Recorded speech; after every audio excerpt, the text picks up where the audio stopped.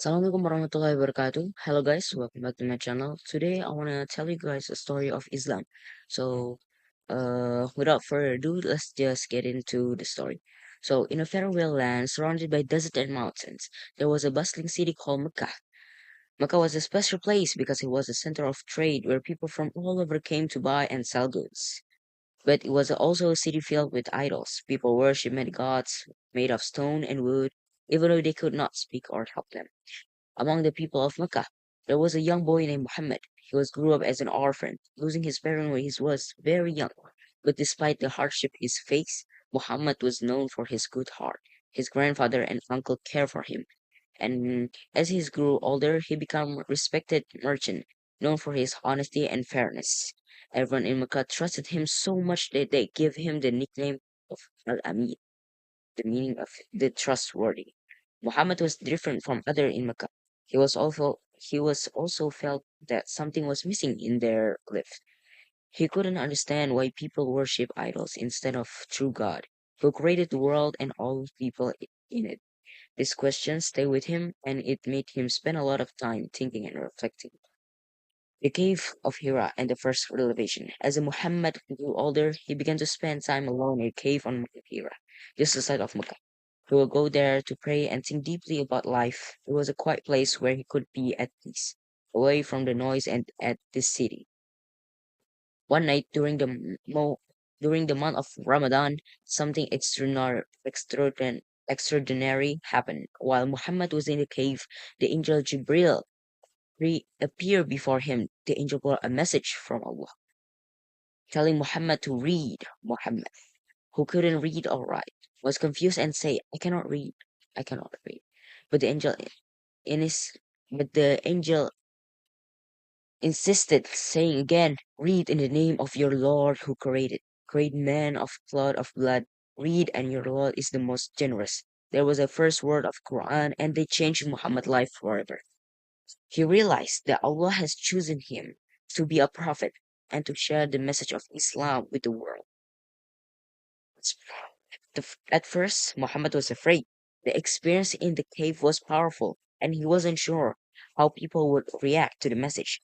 But with the support of his wife, Khadija, who believed in him, and his closest friend, Abu Bakr, Muhammad found the courage to start telling others about the message of Islam. He taught the people of Mecca that there is only one God, and that people should worship him alone.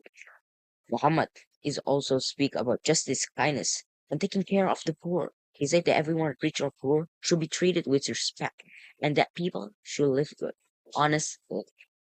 First, only a few people believe him: his wife Khadija, his young cousin Ali, and his friend Abu Bakr. But slowly, more and more people began to accept Islam. They saw that Muhammad was true prophet, and that his message was full of wisdom and truth. But not everyone in Mecca was happy about this new religion. The leader of the city, who made a lot of money from the idol worship, were angry. They didn't like that Muhammad was teaching people to stop worshipping the gods, so they tried to stop him. They made fun of him, threatened him, and even hurt the people who follow him. But Muhammad and his followers stayed strong because they know we are on the right path. As the opposition in Mecca grew, life became very difficult for the Muslims. So Muhammad and his followers decided to leave Mecca and move to a city called Yathrib, later known as Medina. The people of Medina welcomed Muhammad and his followers with open arms. They have heard of his wisdom and wanted him to help solve the problem in their city.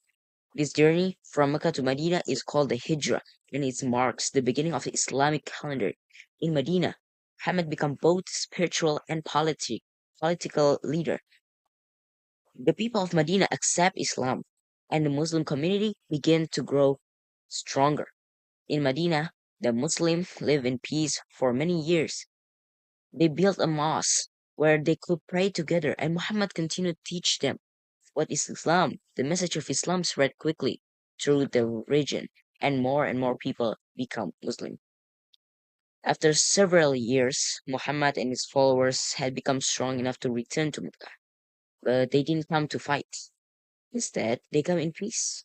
When they entered the city, the people of Mecca was amazed at how kind and forgiving Muhammad was. Even though they had treated him and his followers badly, Muhammad forgave them and invited them to accept Islam. Many of the people of Mecca were so moved by his kindness and wisdom that they decided to become Muslims. Soon, the entire city accepted Muslim, and the idols in the Kaaba, the sacred house of worship, were removed, leaving only in the worship of